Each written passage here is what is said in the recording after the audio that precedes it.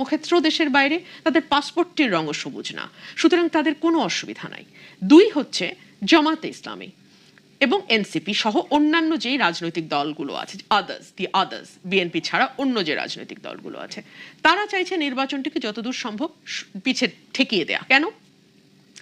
এখন তারা যে সুযোগ সুবিধা পাচ্ছে, এখন তারা যে রাষ্ট্রীয় প্রোটোকল পাচ্ছে অনেক জায়গাতেই, লিখিত বা অলিখিতভাবে, এখন তারা চাইলেই যেভাবে প্রধানমন্ত্রী তথা প্রধান উপদেষ্টার সঙ্গে গিয়ে সাক্ষাৎ করতে পারছে, কিংবা ধরুন প্রধান উপদেষ্টার মন খারাপ, তিনি তার চেয়ারে আর থাকবেন না, এই কথাটিও বলবার জন্য প্রধান উপদেষ্টা তাদেরকেই বেছে নিচ্ছেন, এইরকম একটা রাজকীয় ভাবসাব থেকে তারা মুহূর্তেই ছিটকে পড়ে যাবেন একটা নির্বাচন হলেই। মানে it's just a matter of a পলক, চোখের পলকে তাদের এই সময়টা শেষ হয়ে যাবে, নাই হয়ে যাবে।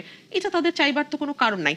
দেখুন, সোহাগের ঘটনা নিয়ে যখন আমরা আলোচনা করছি, এই মাত্র আমি দেখলাম আজকে এটা নিউজ, 5 কোটি টাকা চাঁদা না পেয়ে পল্লবীতে ব্যবসা প্রতিষ্ঠানে হামলা, গুলি, আহত 1। কারা চাঁদা চেয়েছে, কারা গোলাগুলি করেছে, এটা বের করার দায়িত্ব সরকারের। বিএনপির অ্যাক্টিং চেয়ারম্যান জনাব তারেক রহমান প্রথম দিন থেকে বলে আসতেছেন, আমি আমার যেটুকু করার আমি করছি, আমি তো সরকারে নাই, মানে বিএনপি তো সরকারে নাই, আমি বহিষ্কার করতে পারি, বহিষ্কার করতেছি। সরকারে তো কেউ না কেউ আছে, আপনারা কেন সেই আইন অনুযায়ী ব্যবস্থা নিচ্ছেন না?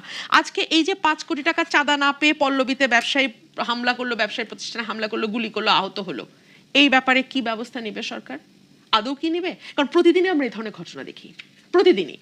অনেকেই হয়তো একটা তৃপ্তির ঢেকুর তোলেন এই ভেবে যে না, এটা তো আসলে যুবলীগ, ছাত্রলীগ, যুবদল, ছাত্রদল ওরা করছে, সো এটা বিএনপি এটার খেসারত দেবে। না, বিএনপি একা এটার খেসারত দেবে না, পুরো বাংলাদেশকে এটার খেসারত দিতে হবে। এবং আজকে যারা অন্যান্য দল সহ নাচানাচি করছে, ক্ষমতার আশপাশে ঘোরাঘুরি করছে, ক্ষমতার কেক মিষ্টিগুলো খাচ্ছে, তাদের একজনের টিকিও কিন্তু আপনি পাবেন না। ক্ষমতা এখন কে কারা ভোগ করছে? কারা ভোগ করছে আপনি দেখতে পাচ্ছেন না? যার প্রধান উপদেষ্টা নিজেই বলছেন আমাকে ছাত্ররা অ্যাপয়েন্ট করেছে, তো অ্যাপয়েন্টমেন্ট কারা দিয়েছে আপনি দেখতে পাচ্ছেন না? যেখানে বাংলাদেশের 18 কোটি মানুষের কারো তার ব্যাপারে আপত্তি ছিল না, সকলেই তাকে তার আসনে বসিয়েছিল সম্মানের সাথে। ভোগ করছে বিএনপি? একদম না।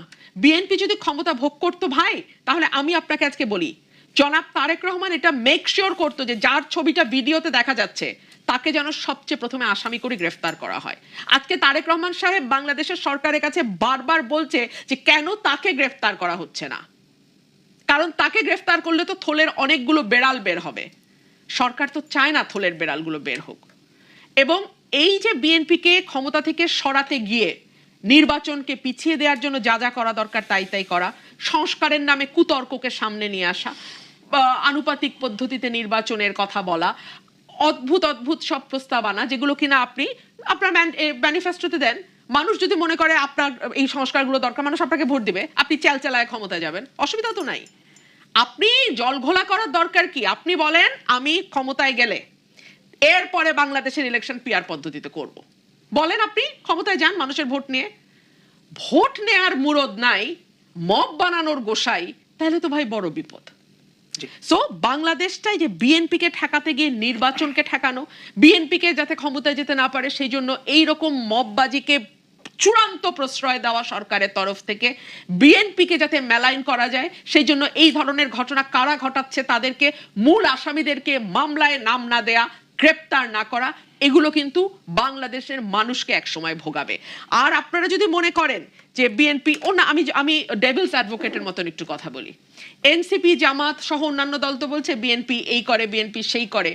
তাই যদি হয়, মানুষ তার ভোটের মাধ্যমেই তো বিএনপিকে প্রত্যাখ্যান করতে পারে, যদি মানুষ প্রত্যাখ্যান করতে চায়। কিন্তু মানুষকে আপনি সেই রায়ের সুযোগই দেবেন না, মানে হচ্ছে আপনি নিজেও জানেন যে আপনি বিএনপির বিরুদ্ধে যা যা বলছেন এগুলো দেশের মানুষ গ্রহণ করছে না। মানুষ সুযোগ পেলেই বিএনপিকে ভোট দেবে এবং সেখানেই আপনাদের ভয়। ধন্যবাদ জনাব আনিস আলমগীর। গণ অভ্যুত্থান পরবর্তী যে রাজনীতি, সেখানে আসলে অস্থিরতা এখন কি নিয়ে? নির্বাচন, বিএনপির নেতারা বলছেন যে নির্বাচন নিয়ে সংকট তৈরি করছে, যার কারণে আসলে আইন শৃঙ্খলা পরিস্থিতিকে নাজুক করছে, এবং নির্বাচন কেন্দ্রে কি অস্থিরতা কিনা আপনার কাছে কি মনে হয়? অস্বীকার করার উপায় নাই। আমি রুমিন ফারহানার কথা ধরে একটু কথা বলি, যে উনি বলছেন যে বিএনপি ক্ষমতা ভোগ করছে না। আমি মনে করি বিএনপি ক্ষমতা ভোগ করছে, এবং এই সমস্ত কর্মকাণ্ড যেগুলো ঘটছে এগুলোর জন্য বিএনপির দায় আছে। বিএনপি ক্ষমতা ভোগ করছে এবং এই সমস্ত যে কার্যক্রম হচ্ছে সরকার, এটা আমি একমত তারেক রহমানের সঙ্গে, যে আমরা তো ইয়েতে নাই, সরকারে নাই, তাহলে এগুলোকে, এই কালফিটগুলোকে কেন ধরছে না? আমি বিএনপিকে এটা অ্যাপ্রিসিয়েট করি যে বিএনপি এখন পর্যন্ত অনেকগুলো আমার মনে হয় হাজারের উপরে 4,000 4,000 তাদের কর্মীকে বহিষ্কার করেছে ইলেকশনের আগে। এটা কিন্তু সহজ কথা না। কিন্তু সরকার কি করেছে, সরকার কতজনকে গ্রেপ্তার করেছে সেই তালিকা আমরা দেখতে চাই, যে এতজন বিএনপি কালফ্রিটকে আমরা গ্রেপ্তার করেছি এই কারণে, এবং বিএনপি নেতারা এর প্রতিবাদ করেছে। আমি তারেক রহমানকেও দেখিনি, আমি মির্জা ফখরুল সাহেবকেও দেখিনি, বা অন্য কোনো নেতাকেও দেখি নাই যে এই কালফ্রিটকে বিএনপি করে এই নেতাকে কেন গ্রেপ্তার করা হয়েছে। তার মানে কি সরকার চায় ডেলিভারেটলি, এবং সরকারের বা মেশিনারিজ যারা আছে তারা চায় বিএনপিকে ক্রমান্বয়ে জনগণের কাছে কালার্ট করা। এই কালার্ট করলে কি হচ্ছে, বিএনপি জনপ্রিয়তা কমবে, এবং আওয়ামী লীগকে মাইনাস করেছে, বিএনপিকেও মাইনাস করা যায় কিনা সেরকম একটা প্ল্যান এদের মধ্যে কাজ করছে আমি ধারণা করি। এবং এই ধারণা করার কারণ হচ্ছে যে জামাত যদি দীর্ঘায়িত হয় তাহলে জামাত এখানে শিক্ষা প্রতিষ্ঠানগুলো সবগুলো অলমোস্ট কাভার হয়ে যাবে, এবং এনসিপি একটা নতুন দল এখনো নিবন্ধন পায় নাই, তাদের গোড়া শক্ত হবে। সো এরা এই দুই দলটা যখন আরো শক্ত হওয়ার সুযোগ পাচ্ছে, এবং বিএনপি যখন আরো তার অবনতি হচ্ছে দিন দিন, তাহলে এখানে লাভ কাদের হচ্ছে সেটা দেখতে হবে। এবং বিএনপি এবং সেই ক্ষেত্রে জামাত এবং এনসিপির মধ্যে কোয়ালিশন হওয়া ইলেকশন কেন্দ্রিক অস্বাভাবিক না। আপনি যদি কালকে রাতের খবরগুলো দেখেন, সাধারণ ছাত্রদের ব্যানারে যে সমস্ত মিছিলগুলো হয়েছে এগুলোতে কারা ছিল, এবং এই মিছিলগুলো থেকে ছাত্রদলকে, তারেক রহমানকে অবজ্ঞা করে স্লোগান দেওয়া হয়েছে, অশ্লীল স্লোগান। অশ্লীল স্লোগান, মুখে উচ্চারণ করা যাবে না এরকম অশ্লীল স্লোগান, এরা নাকি মেধাবী। এই সমস্ত স্লোগান দেওয়ার মানে কি?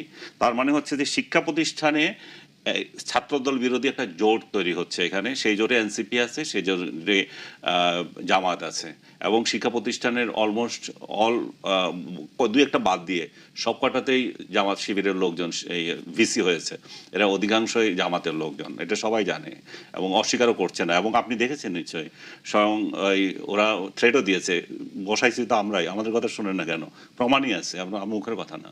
So including Dhaka university.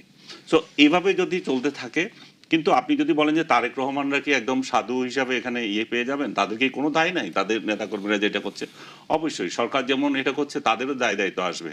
কেন দায় দায়িত্ব আসবে? 5 আগস্ট একটা গণ অভ্যুত্থান হলো বা সরকার পরিবর্তন হলো, যেটাই বলি, সাধারণ মানুষ আশা করেছে একটা বৃহত্তর বিরোধী দলীয় নেতা যিনি এক্সাইল অবস্থান করছেন, যা দীর্ঘদিন যে কোনো কারণে হোক আসতে পারেন নাই, উনি আসবেন, উনি এসে এখানে নেতৃত্ব নেবেন। কিন্তু উনি দীর্ঘদিন অপেক্ষা করেছেন। উনি একসময় বলছেন যে উনার মামলাগুলো আছে, উনার মামলাগুলো অলমোস্ট শেষ। তার মানে এর মধ্যে সরকার আগে বলতেন, আমি যেটুকু জেনেছি গোয়েন্দাদের তরফ থেকে, গোয়েন্দা রিপোর্টে উনার প্রাণের উপর আঘাত আসতে পারে, সেই জন্য ওনাকে বারবার দেওয়া হতো যে লাইফ থ্রেট আছে, সে যাতে না আসে। তো 13 জুন ডক্টর ইউনূসের সঙ্গে বৈঠকের পর এগুলো তো সব উঠে যাওয়ার কথা। ইলেকশনের ডেডলাইন দিয়ে দিয়েছে, ফেব্রুয়ারিতে ইলেকশন হবে।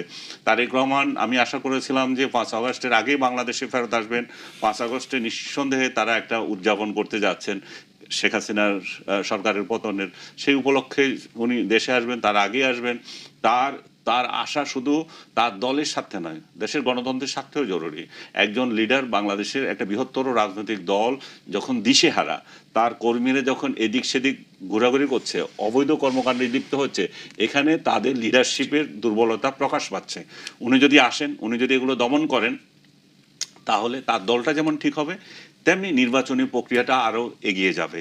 এবং এই অন্যান্য যে সমস্ত ঘটনাগুলো তৈরি হওয়ার সুযোগ থাকে, ইলেকশনকে পিছিয়ে দেওয়ার যে সমস্ত কর্মকাণ্ড থাকে, সেগুলো কিন্তু দূর হতে পারে।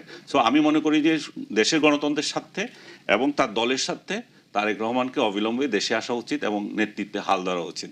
অসংখ্য ধন্যবাদ। জি, আমরা এই আলোচনা আবারও ফিরতে চাই। প্রিয় দর্শক, আরএল দেশ সাম্প্রতিক আরো একটি বিরতি নিচ্ছি, ফিরছি একটু পর, সঙ্গেই থাকুন। আরএল দেশ সাম্প্রতিক আরো একবার স্বাগত জানাচ্ছি। ব্যারিস্টার রুমিন ফারহানা, আপনার কাছে আসি। ক্ষমতার ভাগবাটোয়ারা ছাড়া সংস্কারে তাদের সমর্থন মেলেনি কথা বলেছেন আজকে নাহিদ ইসলাম। কেউ বলছেন লেভেল প্লেইং ফিল্ড নেই, কেউ বলছে পাতানো নির্বাচনের পথে হাঁটছে নির্বাচন কমিশন। সব অস্থিরতার মূল কি নির্বাচন, আর এই অস্থিরতার সমাধান কি? দেখুন, রাজনৈতিক দলগুলো অনেকগুলো বিষয়ে একমত হয়েছে। ফর এক্সাম্পল, একজন ব্যক্তি 10 বছরের বেশি প্রধানমন্ত্রী হবেন না, 70 অনুচ্ছেদ, ডেপুটি স্পিকার বিরোধী দল থেকে, সংসদীয় কমিটির প্রধান বিরোধী দল থেকে হবে, প্রধানমন্ত্রী এবং রাষ্ট্রপতি ক্ষমতার ভারসাম্য, বাইক্যামেরাল পার্লামেন্ট সহ অনেকগুলো বিষয়ে সবগুলো দল একমত হয়েছে। আপনি আমাকে বলেন তো, তাহলে এই মুহূর্তে আপনারা কি আশা করছেন বা দলগুলোকে আশা করছে বা ঐক্যমত কমিশনের যিনি প্রধান এবং সহপ্রধান তারা কি আশা করছেন যে সকল দল সকল বিষয়ে একদম এক সুরে একমত হয়ে কথা বলবে? এটা তো হতে পারে না, তাহলে তার আলোচনার প্রয়োজনই ছিল না। বরং আমরা দ্বিচারিতা দেখছি বিভিন্ন দলের মধ্যে। বিএনপি বেচারা নির্বাচনের কথা বলছে আজকে থেকে না, গত 17 বছর থেকে বলছে। বিএনপি নতুন করে সুষ্ঠু অবাধ নিরপেক্ষ নির্বাচনের কথা আজকে বলে নাই। বিএনপি কিন্তু এখনো তার কনস্টিটিউয়েন্সিগুলোতে কাকে কোথায় নমিনেশন দিচ্ছে এই ডিক্লারেশন দেয় নাই। কিন্তু যারা পিআর পদ্ধতির নির্বাচন চায় তারা আবার আসন ভিত্তিক ক্যান্ডিডেট নমিনেট করে বসে আছে।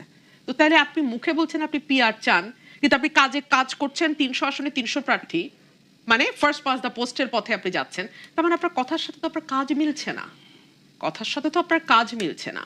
আবার অন্যদিকে এনসিপির একজন মানে প্রমিনেন্ট নেতা বলছেন 300 আসনের মধ্যে 300টাই এনসিপি পাবে। তার মানে কি ফার্স্ট পাস দ্য পোস্টে পাবে? পিআর পদ্ধতিতে তো আর 300 হতে পারে না, এটা সবার মধ্যে ভাগ হবে, একমাত্র ফার্স্ট পাস দ্য পোস্টে এটা সম্ভব। সো আপনি তাহলে দ্বিচারিতাগুলো লক্ষ্য করেন।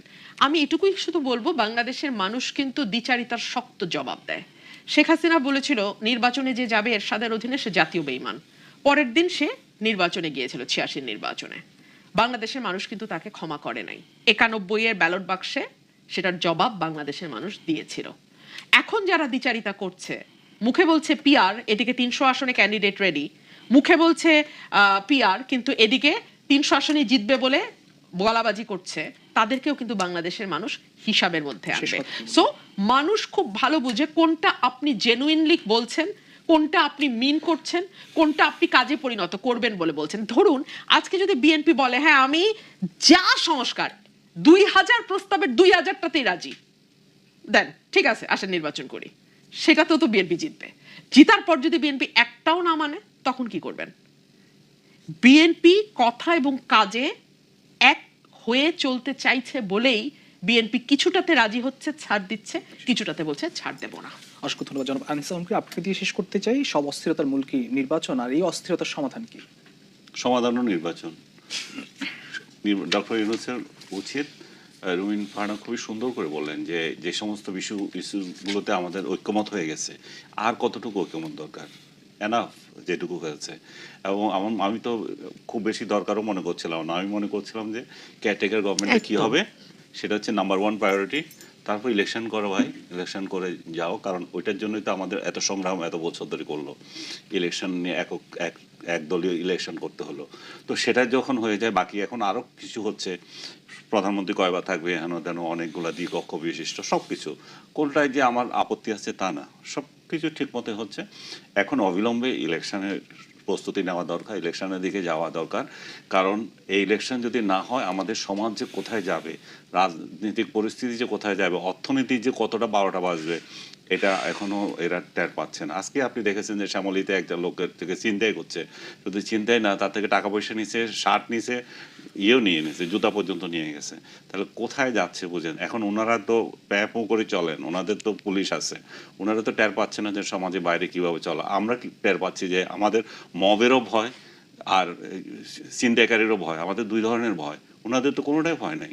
সো ওনারা আসলে উপলব্ধি করেন না। এটা একটা মানে একটা দুর্ভাগ্যের যে বিষয় যে চেয়ারে বসলে আর বাকিটা খবর থাকে না।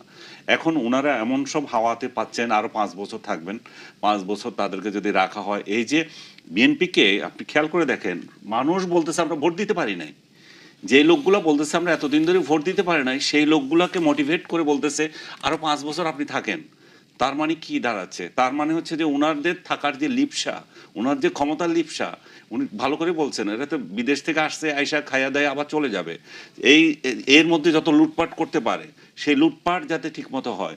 এই যে একটা অর্থনৈতিক বাংলাদেশে একটা ট্যাক্সের যে বড় একটা ঝামেলাতে বললো আমেরিকার সাথে, কি গোড়া ডিমটা নিয়েছে, 3 দিন বৈঠক করে কিছু হয় নাই, এখন বলছে দেখা যাবে, আশ্বাস দিয়েছে। তো এইভাবে প্রতিটা সেক্টরে কমবে, প্রতিটা সেক্টরে বাংলাদেশ বিপর্যয়কর অবস্থায় থাকবে। আইন শৃঙ্খলা থেকে শুরু করে, অর্থনীতি থেকে শুরু করে, শিক্ষা থেকে শুরু করে, সর্বত্র চিকিৎসা জাহান্নাম হয়ে যাচ্ছে। তো এখন একটাই উপায় হচ্ছে সুন্দর একটা ইলেকশন দিয়ে শান্তিপূর্ণভাবে হস্তান্তর করা। সেটা যদি জামাত আসে, এনসিপি আসে, বিএনপি আসে, কিচ্ছু আসে যায় না। বিএনপিকে কালার করা উচিত না যে তারা কেন নির্বাচন চাচ্ছে, এই ইস্যুতে তাদেরকে ট্রোল করতেছে। আরে কেন রে ভাই, এই ইলেকশনের জন্যই তো এত কিছু হলো, ইলেকশনের জন্য তো শেখ হাসিনার বিরুদ্ধে আন্দোলন হলো, তাহলে নির্বাচন চাওয়াটা অপরাধ কিভাবে? একটা গণতান্ত্রিক সমাজে তো সরকার পরিবর্তনের প্রধান উপায় হচ্ছে এটাই। তো আমি এটুকু বলবো যে ডক্টর ইউনূস যাতে অবিলম্বে ইলেকশন দেন এবং সেটা আরো ভালো হয় যদি ডিসেম্বরের মধ্যে দিয়ে যান। অসংখ্য ধন্যবাদ।